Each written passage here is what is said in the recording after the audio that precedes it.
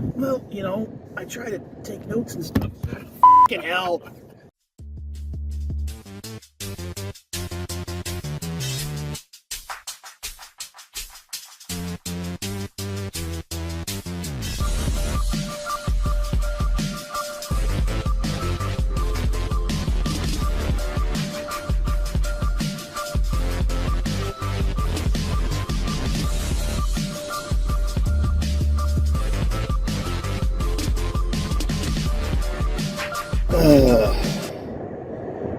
Welcome to the Wrestling Council.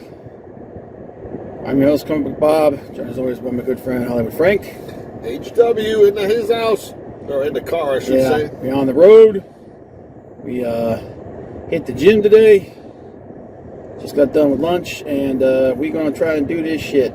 Leg day today. Open that up for me. You don't fuck shit up. Yeah, right? I know. All right. All right.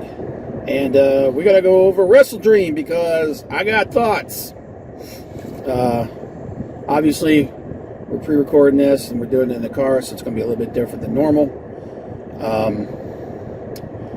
But yeah, Wrestledream was interesting. There were decisions made, and we're going to talk about it. I did not watch. Did you watch? No, you didn't watch 0 Hour, did you? No. I watched highlights of it. It was can I hit that real quick? Actually, wait a minute. No, we should probably do GBU. Yeah, I didn't watch Wrestledream on Saturday because my boys, the Cleveland Indians, not the Cardinals, Indians, were in Game 5 against the Tigers. That game started 105, 108, whatever. And they're in the ALCS against the Yankees, which started last night. They lost 5-2 to the Yankees. It's a best of 7, so we'll see. And then Ohio State, Oregon, number 2 versus number 3, was at 7:30 on Saturday night. So, and then I worked, so was not able to catch Wrestledream on Saturday night. Yeah, I watched Wrestledream because I don't have a fucking life. I edit that out. GBU. Yep, GBU, and this is I think is it you this week or is it me? Screw it. I'll go. I don't know. I'll go. The good. The main event for Wrestledream. Well, I should say the wrestling on Wrestledream. Almost every match was at least decent, and obviously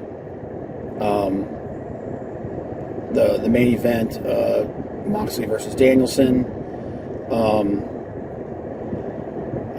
Hangman Adam Page versus Jay White was really good too. Ospreay versus Ricochet versus Konosuke Takeshita. Right decision made on that. That was probably my favorite match. That was my favorite match the entire night. You okay with Fletcher coming out there? Yeah. I expected that to happen. I really. There wasn't much that I didn't expect to happen. There was just the way some stuff went down. I kind of have questions about it. Darby Allin versus Brody King was really good. I personally would have gone the other direction with that, but yeah, dude, they're. I mean, they let Brody King look like a friggin' monster, and that's exactly the way he should look. If they're setting up Darby Allin to be world champion, he's got to be able to slay the monsters. Yeah, but I'm just tired, like I said, and that's going to be my bad. All the big guys, there was only one really, but he lost. And once again, Tony Khan booking all of his big guys to lose the little guys, which, you know what, if you do it once in a while, I get it. It makes it mean more, but it happens all the freaking time. So that's my bad. And the ugly was some of the injuries, man. They were who was it? Was it Hangman? And was it Hangman and And who was that? Somebody posted a picture, and oh my God, man, his back looked just jacked up, man. So not a lot of ugly this week. Not just like I said, man. Yeah, I ain't doing that. But that's my GBU for Wrestledream. What do you got, Frank? My good.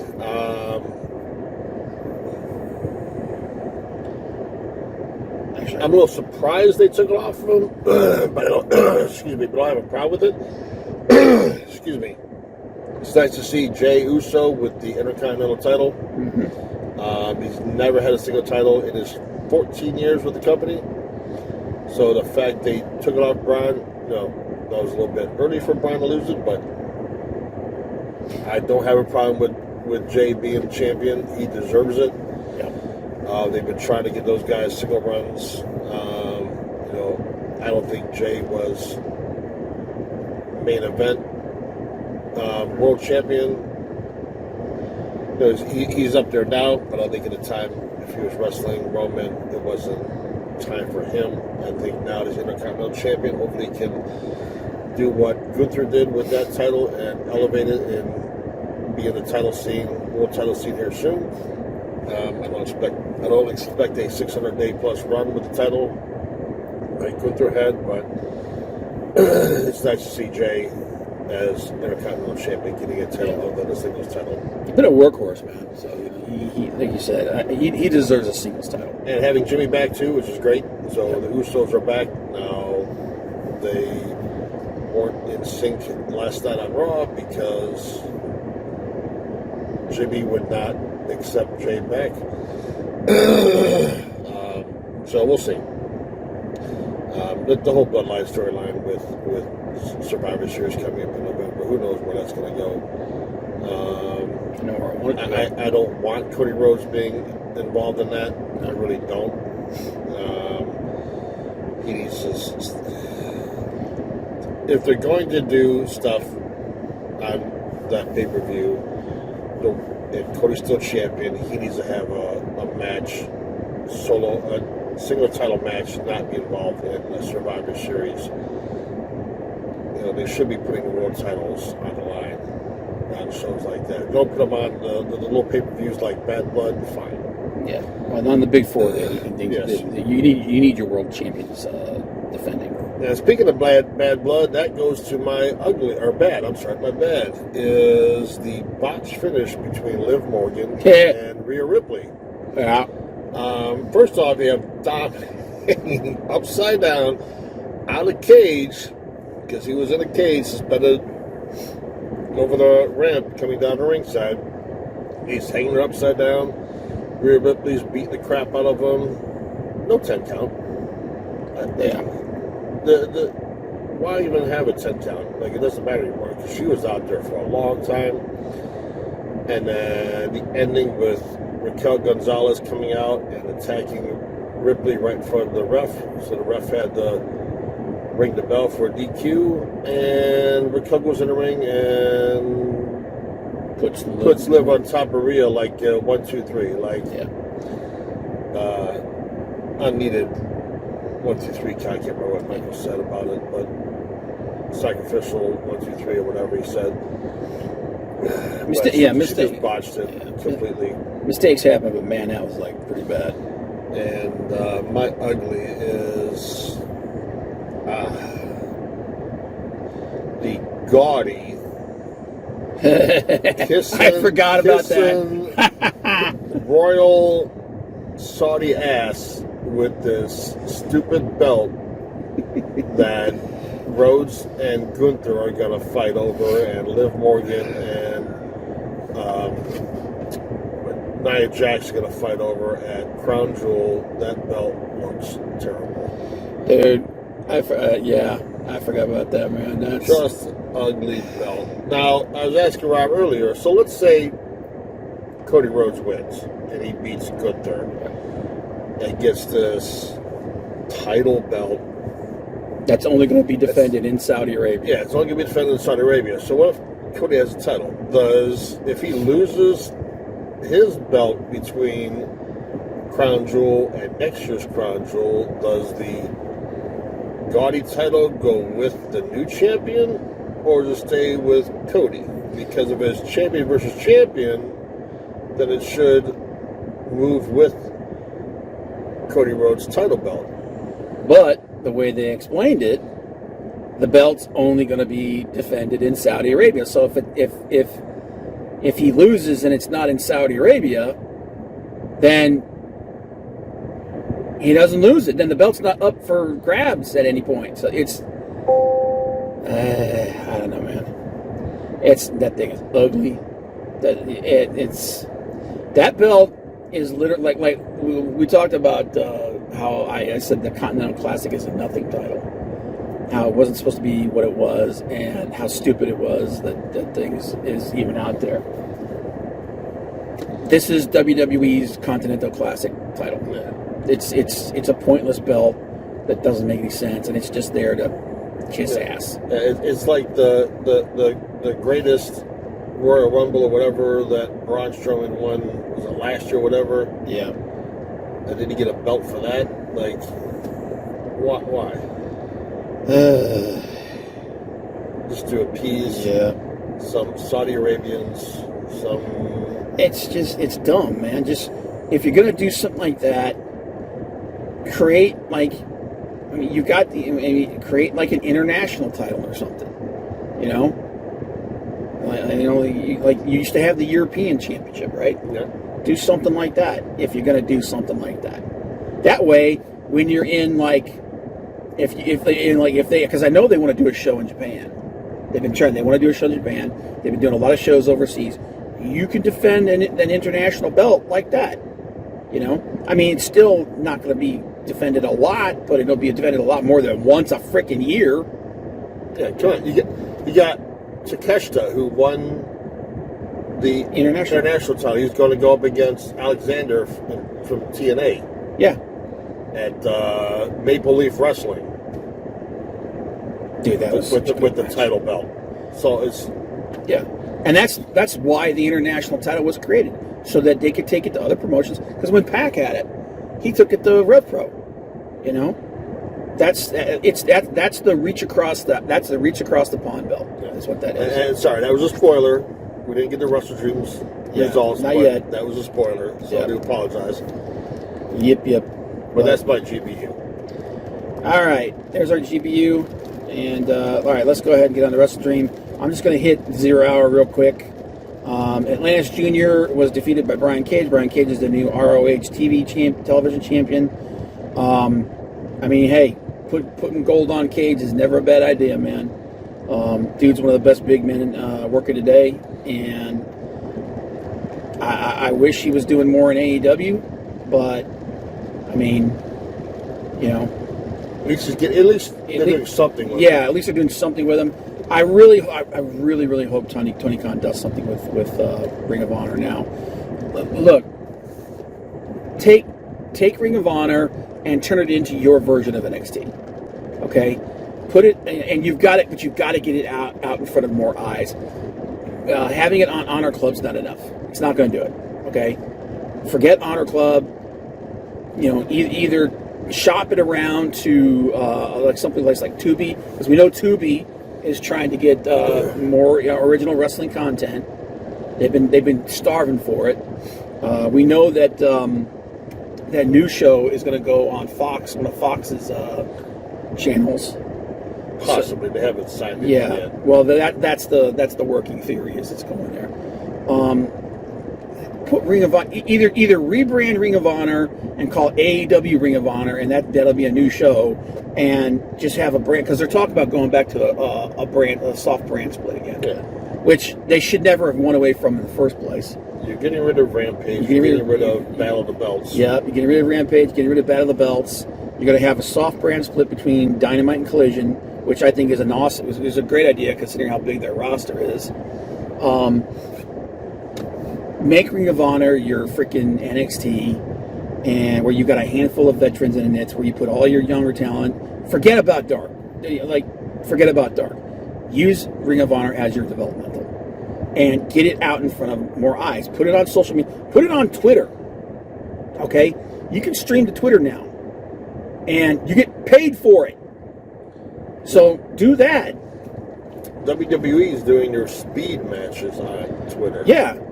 So use the power of social media to get Ring of Honor's presence out there, and then maybe you can get a TV deal for Ring of Honor. But you gotta stop. You gotta stop defending Ring of Honor belts on AEW shows. You gotta make it its own thing, and get more eyes on the product. Do whatever you have to do to get more eyes on the product. You got your nice big contract now. You're getting more than 3 times the money that you were getting before, and then you're going to get more money if you end up with this Fox deal. So Ring of Honor needs to be elevated, and if you're not going to, then just kill it, for God's sake. But yeah, congratulations to Brian Cage, and I hope he does. I hope he gets more airtime, because, like I said, he's one of the best big men he's got. M&M Collection versus the Acclaimed. Don't give a shit. They were joined by Rico. Everybody remember Rico when it was Chuck and Billy? Remember that? Yeah, remember that train wreck? Yeah. I mean, the wrestling was okay, but I really don't care about either of these teams. I mean, Acclaimed are better now than they were before because they got a little more edgy. But yeah, this was, who cares?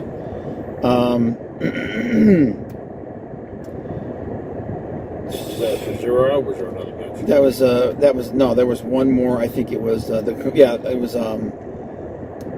Haley Cameron versus Anna Jay. Anna Jay's actually been looking really good, honestly.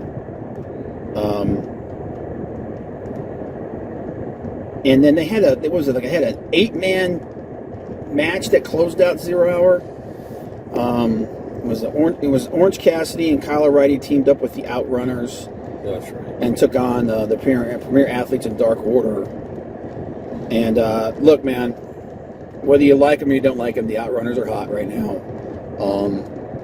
I think the gimmick's funny as hell. And anything can help energize the tag division, you need to do that. This was just kind of a nothing filler match. I'm glad that Josh Woods should be in the new BCC. Josh Woods is a freaking technical monster, man. That's why they call him the technical beast. That's a dude that needs to be in the new BCC. If Bryan Danielson's gone, put Josh Woods in there. This was a match. Outrunners in the Conglomeration won. And then we kicked it off with, what was it? Was it Anna Jay? No, that was part of it. 0 hour. Yeah, the 0 hour. Jay White and Adam Page. Yeah. So, Jay White and Adam Page, this was a really, really, really good match. I thought this match was awesome. And the right guy won. Jay White, they need to elevate that dude. And I know that they're kind of having him be like a tweener right now. Yeah. Which is fine. His first match back. His first match back, did great, man. And that counter, when he countered the buckshot lariat into the Blade Runner, that was awesome. The crowd was really into it.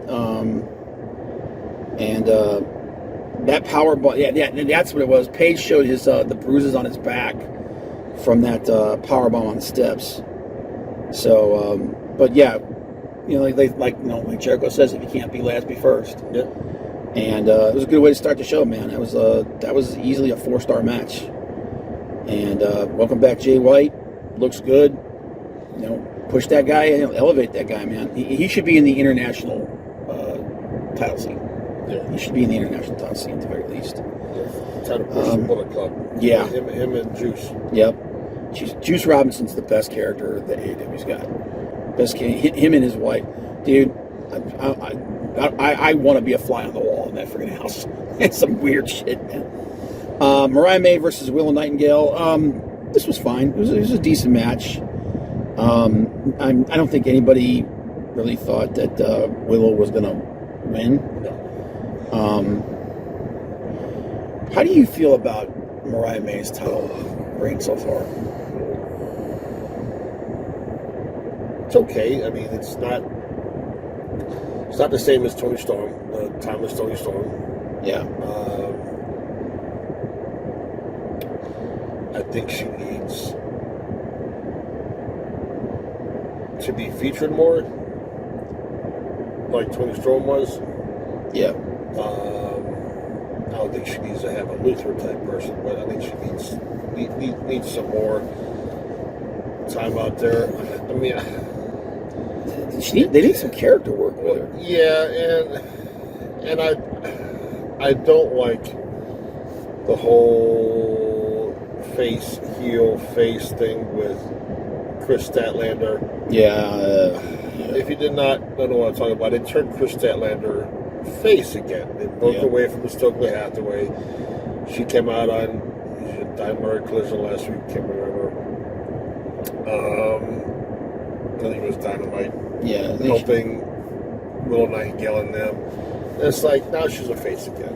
And it's just, she's like up this and this. It's like she's the new. They don't know what to do with her. She's the new Miz. Is what she is. She's the new Big Show. She switches face heel every other week. Tony Khan needed another face, and that's what he did with Statlander. Turned her face again. Reminds me of Big Show when he kept bouncing back and forth between the two. Yeah. Because they didn't know what the hell they were doing with him in WWE at the time. Yeah. I will say this, man.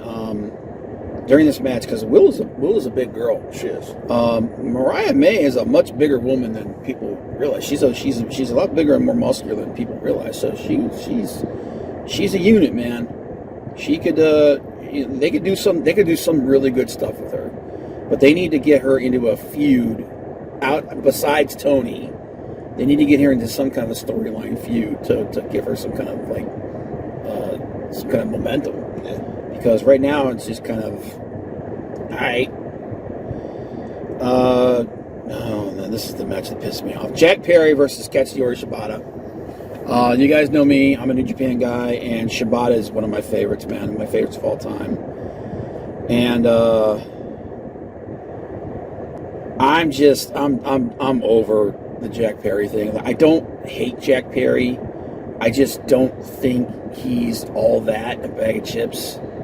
And the way that they're pushing him right now,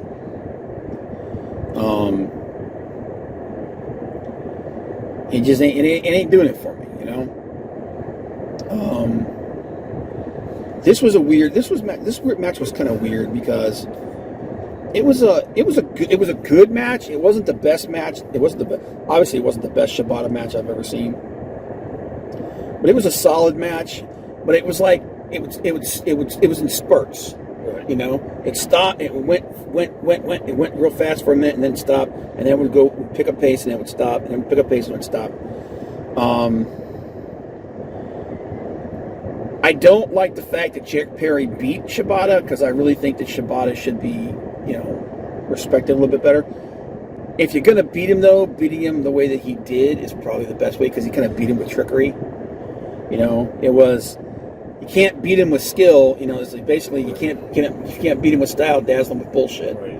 So that's kind of the way it went. And then Daniel Garcia came down and made the save, which makes me think that we're obviously going to get a program between Jack Perry and Daniel Garcia. Daniel Garcia is obviously a buddy of one of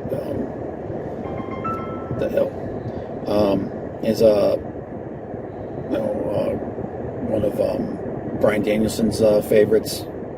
So, well, then after Garcia came out, yeah, and then MJF came out. MJF is back after filming. Was Happy Gilmore 2? Yep. And they had a standoff.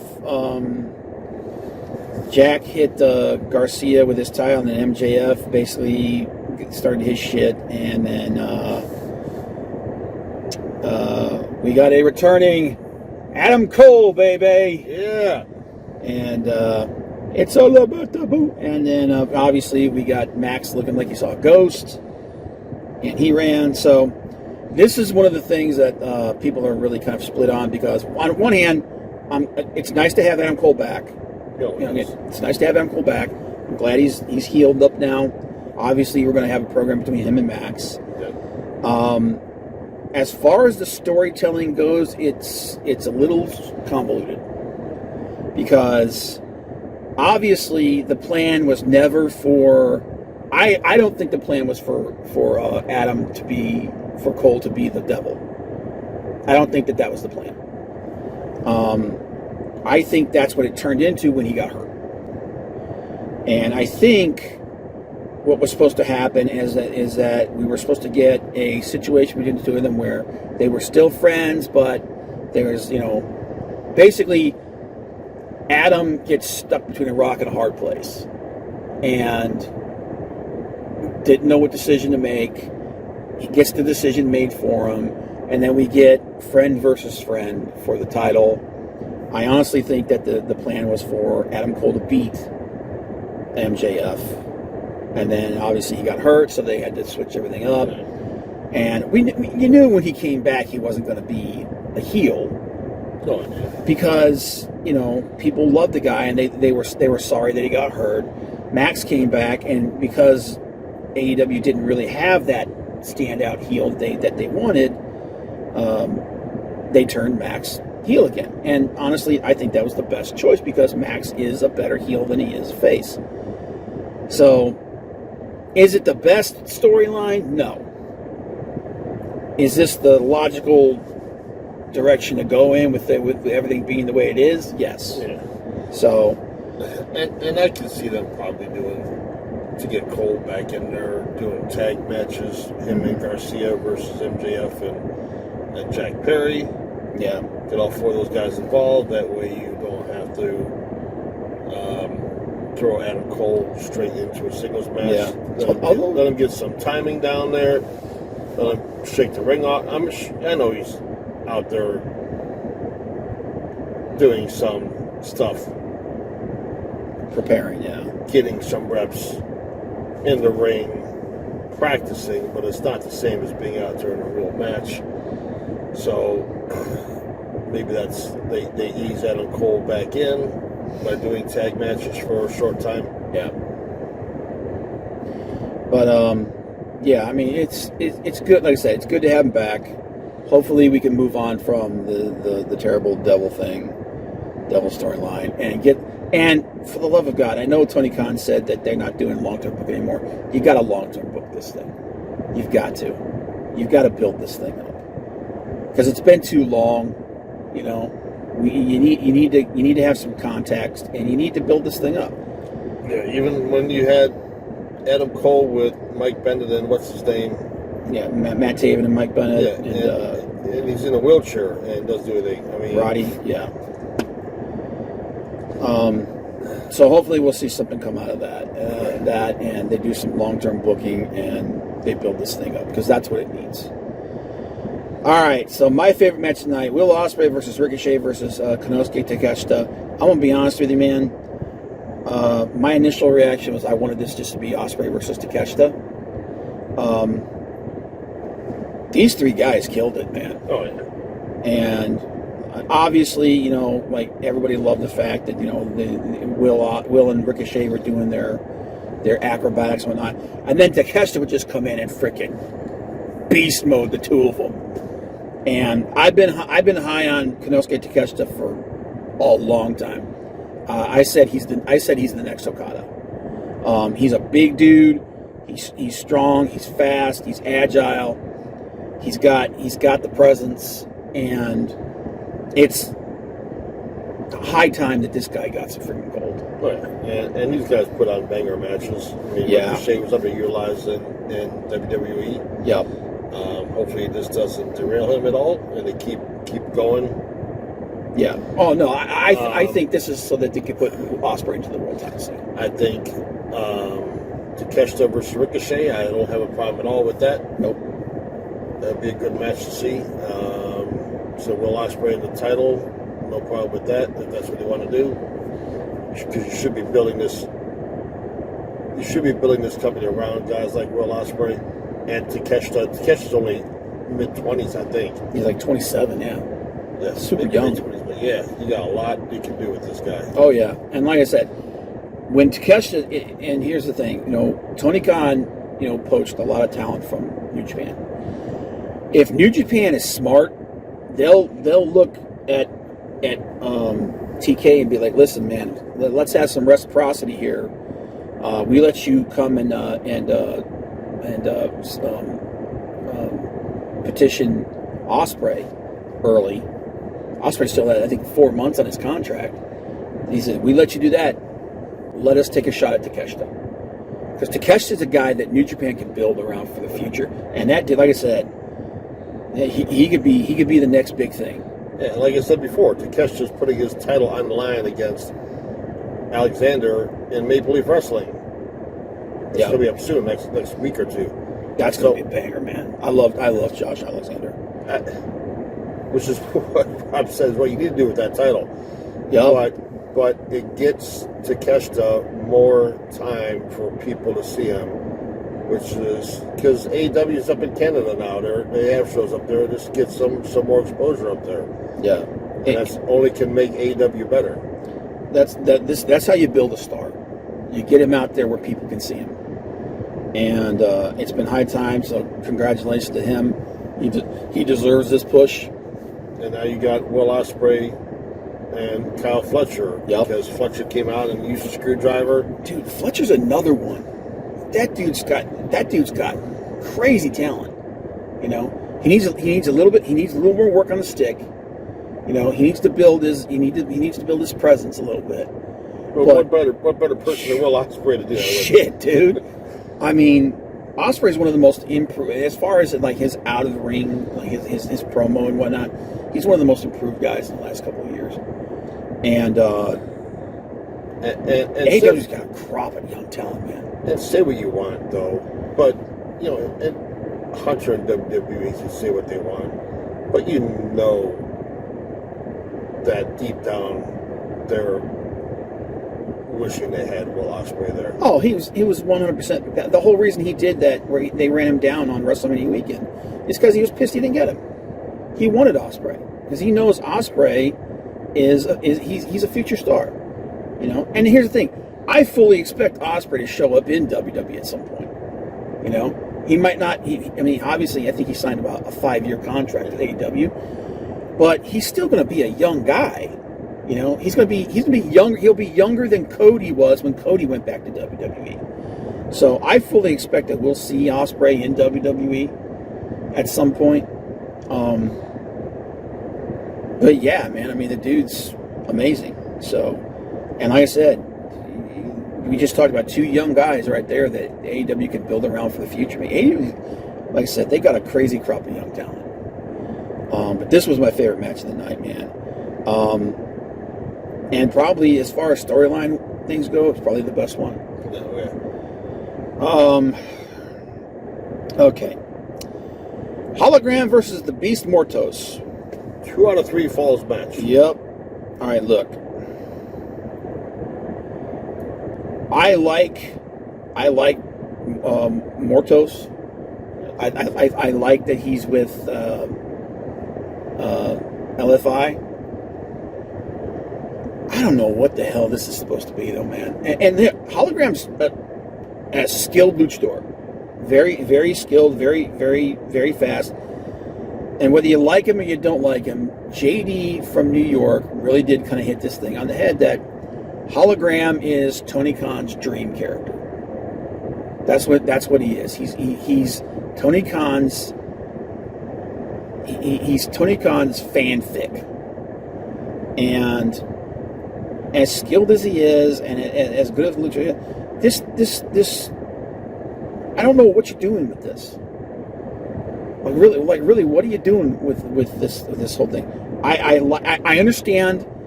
One part of the reason why they did this is because of the new contract that they signed with is it Fox in Mexico? I think so. And that AEW's programming is going to be broadcast in Mexico. I get that, and you want to feature your luchadors when you're doing that. I understand that, but what are they like? What are we supposed to take from Hologram? You know, they're Goldberging this dude, Yep. and I don't know what's the payoff? Where you ending? Where are you going with this?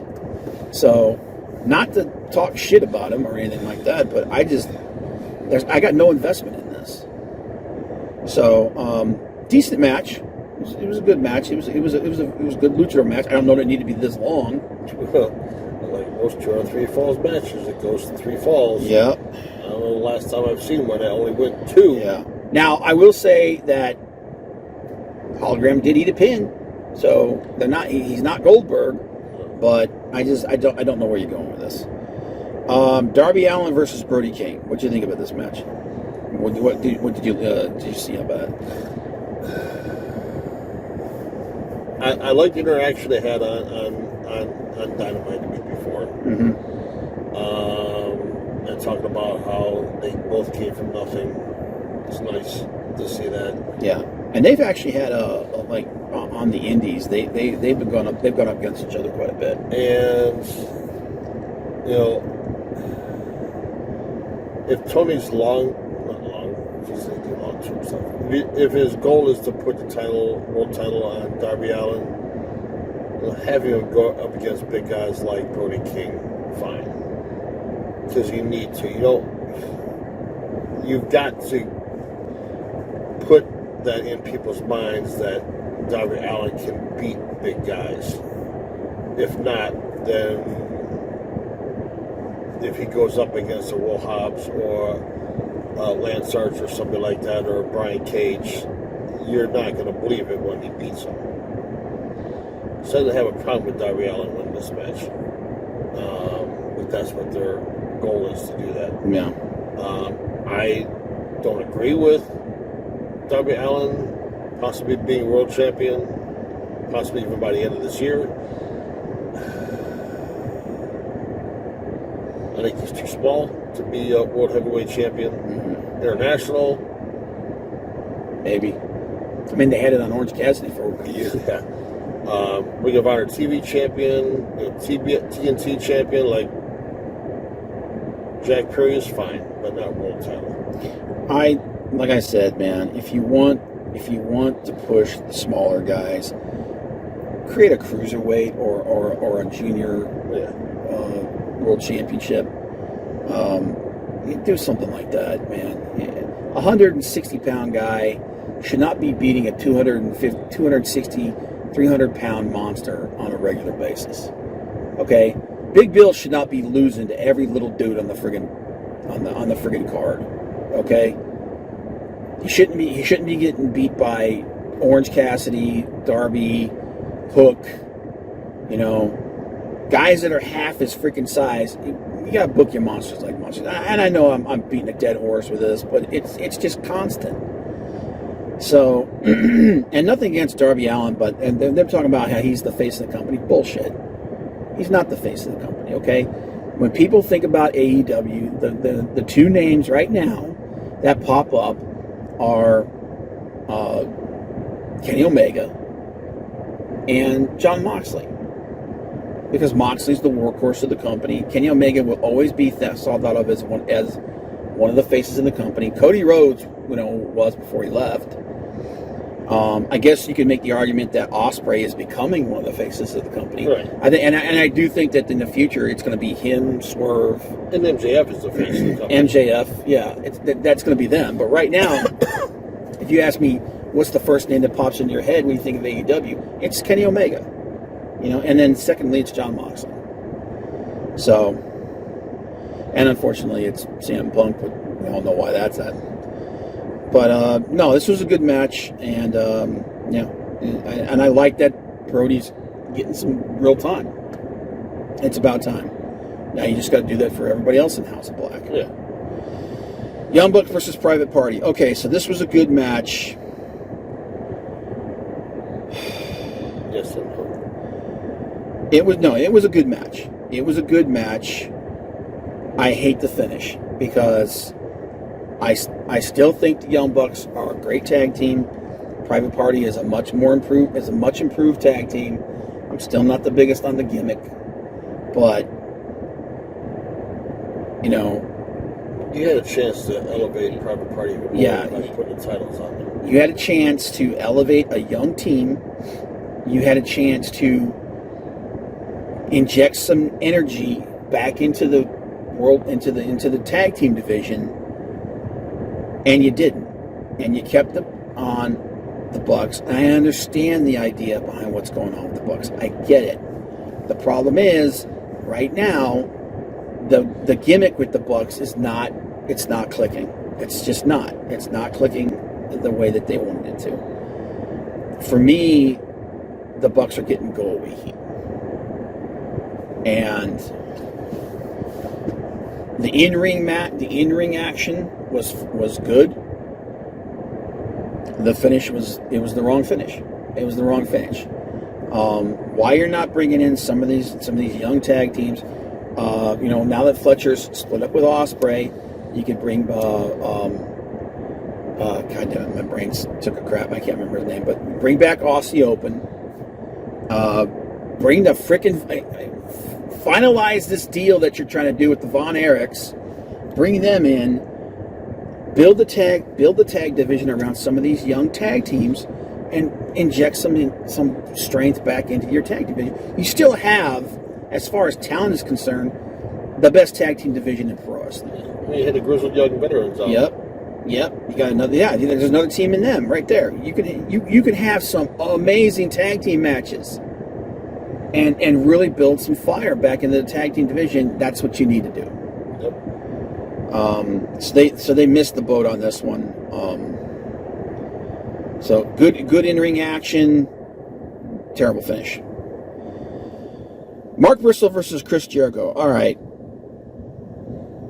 this is probably the best.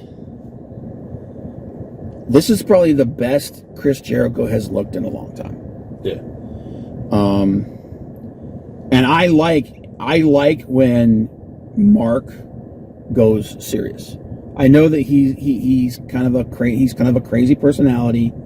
He's the crazy redneck, you know. Yeah. It breaks my heart that Jay isn't with us anymore, because they were legit, in my opinion. They were one of the two best tag teams in the world today. And I know that some people were upset with the way Chris was bringing up Jay in the promos and everything. I guarantee you, none of that was done without Mark's blessing. Yeah.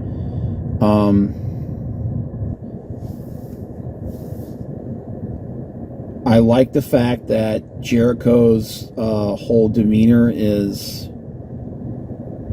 kind of breaking under this whole thing. I hate that it was freaking Orange Cassidy who drove off Bill Morrissey. Why the hell is Bill Morrissey afraid of Orange Cassidy? He's twice his freaking size.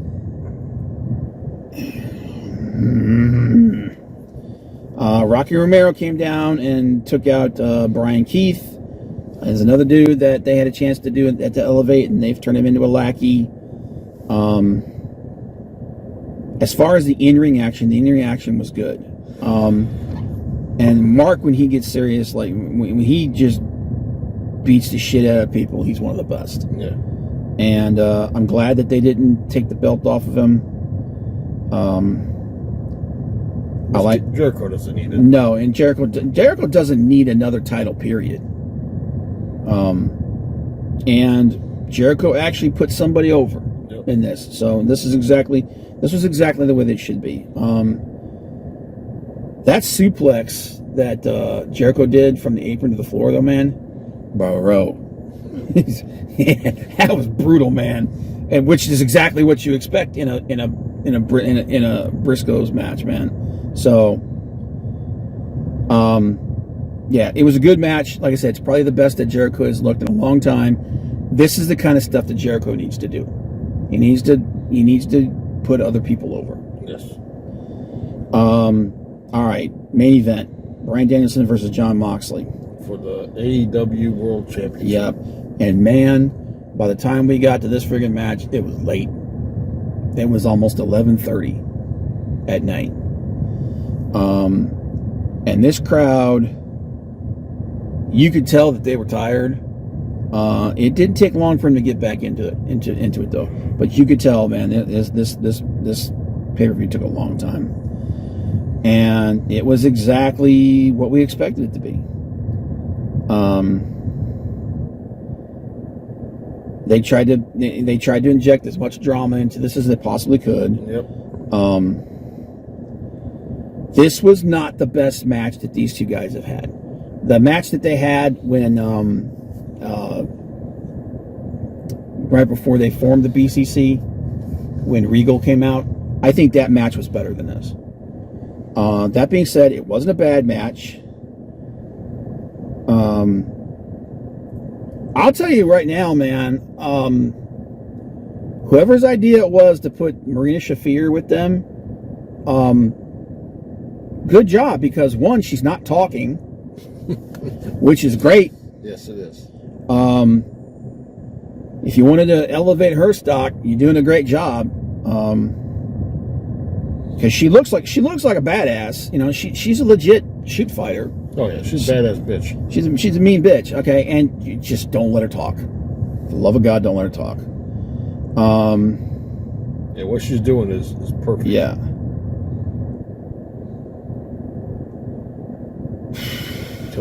Because China was never really on the mic when she was with DX. No. And that's why she got over. She out there being a muscle for them. Yep. Couple of things, like letting the final countdown continue to play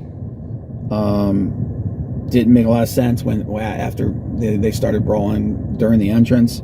That was kind of dumb. Moxley didn't get color. Which is good. He doesn't need to. Doesn't need to. Not every Moxley match needs to have blood in it. Yeah, and honestly, I think that helped this match. Just let it be let the drama be what's your attention, not the fact that Moxley bleeds every 5 minutes. The finish. Okay, I'm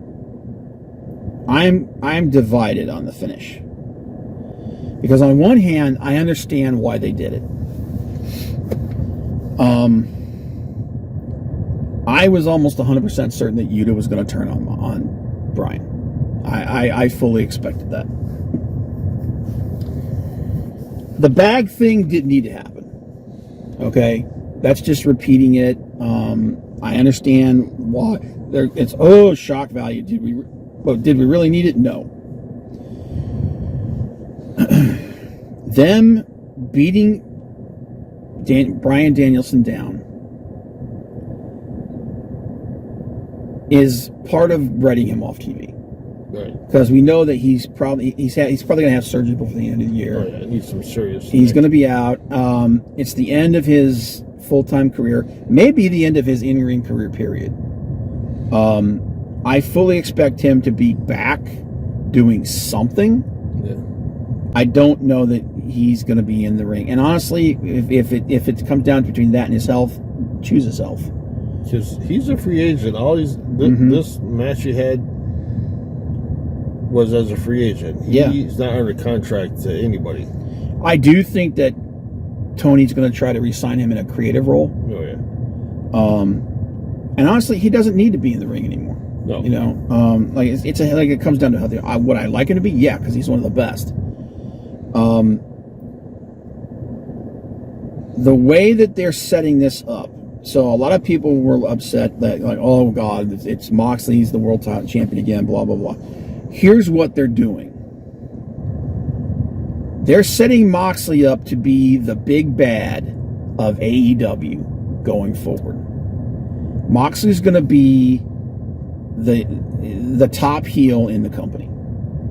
And all these young guys like Orange Cassidy, Daniel Garcia, Will Ospreay, probably, Swerve's going to be feuding with the Hurt Syndicate. Right. But even that basically Moxley's being set up as the boogeyman. Moxley and the BCC are being set up as the bloodline. That's what they're doing. They're turning Moxley into the indestructible monster. And that's why he's talking about that. And that's where like the whole, I'm doing this to save the company and all this credit. That's what's happening here. I get it. I totally get it. I don't know that the finish had to go down the way that it did, but I understand it. And I'm not that upset about it. I just think, like the bag was unnecessary. I don't particularly like the idea of Darby beating Moxley for the World Championship. If you're gonna do a bloodline kind of thing, if you're trying to build basically they're the big faction. They're the Four Horsemen now. Okay, because obviously the Elite thing's not working. Right. And so now they're taking over as the main bad guys.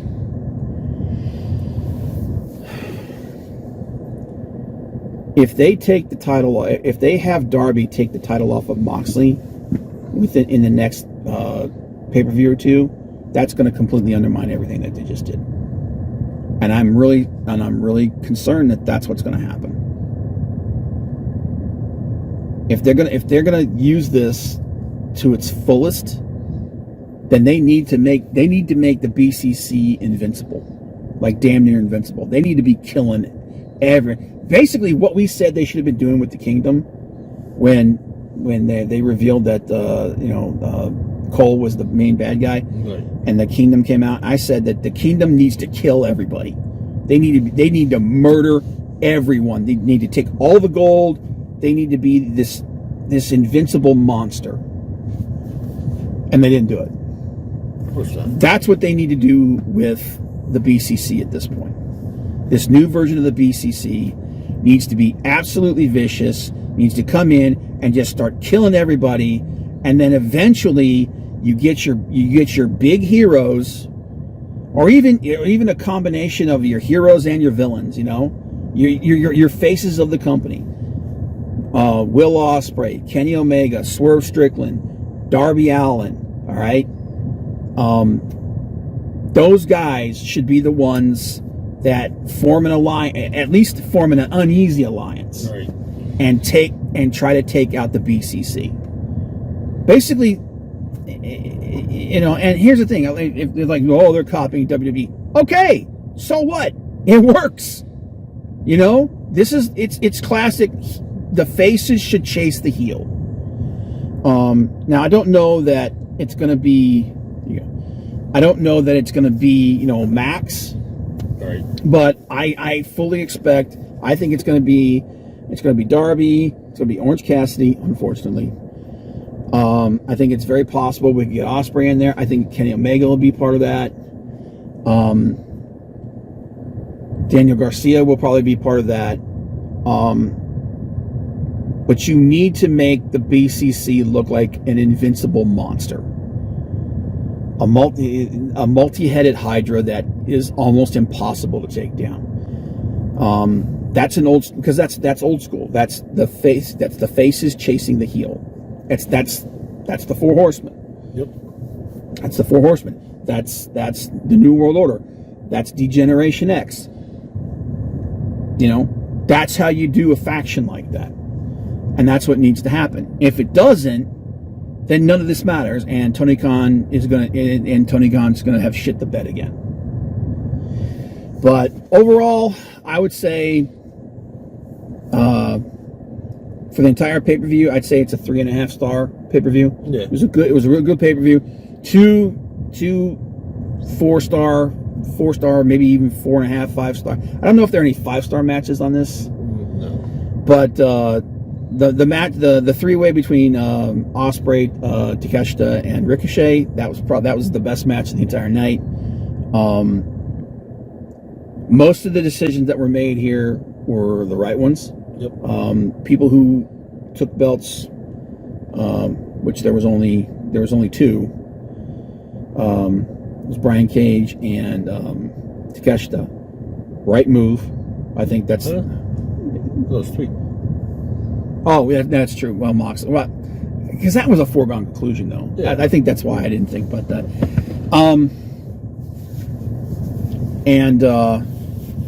I really hope that we do see Bryan Danielson again, at least in some capacity.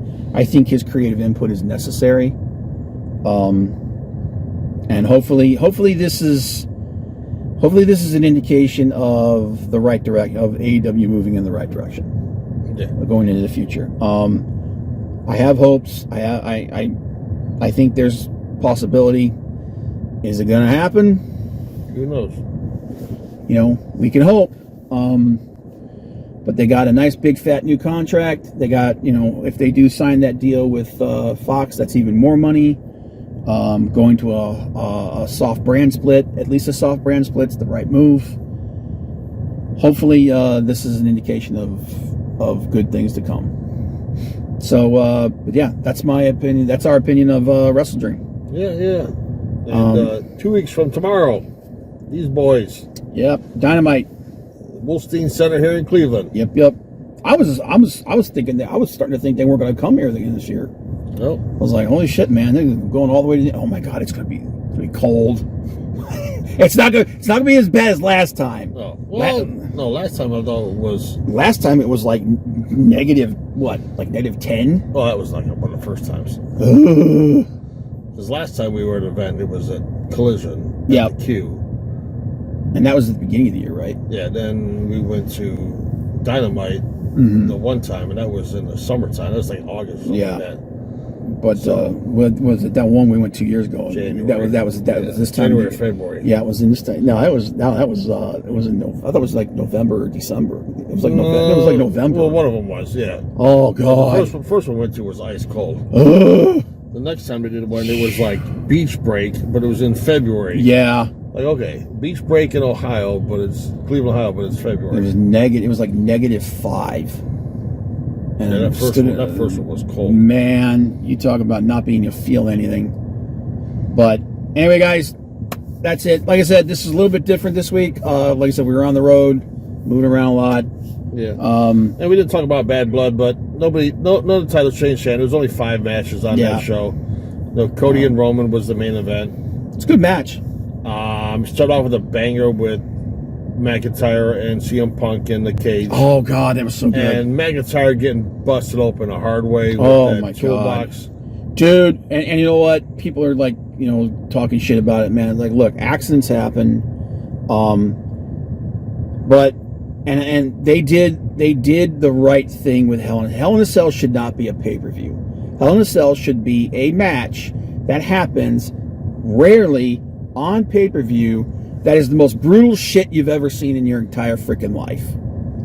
That's what Hell in a Cell should be. And whether you love him or you hate him, you know, all the credit to CM Punk. Drew McIntyre is one of the best working today. That was the best Hell in a Cell match I think I've seen in at least 10 years. Yeah, and it's Hell in a Cell. So, yep. Yeah, he wasn't supposed to get busted open. Shit's going to happen. Hey, you know what? It added to the match. Man, that made it better. That gash on his head. Ooh, boy. He earned that money. The right man won, CM Punk. Yep. CM Punk's taking some time off. Yep. Fine. I mean, the guy's what? 50? Move those two guys on to different feuds. Just fine. Yep. I can care less about Liv Morgan, Raquel Gonzalez, Rhea Ripley right now. It was a botch. Judgment Day is not the same with Damian Priest and Rhea Ripley, not part of it. Yeah, they're cooked. They're done. Just like I said, split Dominic and Liv off. Let them be by themselves and just forget about Judgment Day. I don't know what's going on with Kevin Owens and Cody Rhodes. Where that's going, I think the best thing for Cody is to turn him heel soon. Yep. Do the slow turn. Yeah. Yeah. And and then The Rock came out, was cryptic as hell. Cut an awesome promo in the back though. That's just par for the course now, man. It's like you don't know what's happening during the show, and then after the show, they go on social media, and WWE's doing some good stuff with social media, man. Like letting social media be where they bled off that blow up between Kevin Owens and Cody. Yeah, and Gunther versus Sammy like that. What was that? Wasn't that on Raw after it? Yeah. Like, Good match. yeah, but you knew Gunther wasn't losing that title to No. Sammy. But hopefully they do the right thing, and when we come to Survivor Series, it'll be the OG bloodline with Sammy and not Cody. Yeah. But anyway, guys, we'll see you guys regular live stream next week. And, thanks for being here. Bye!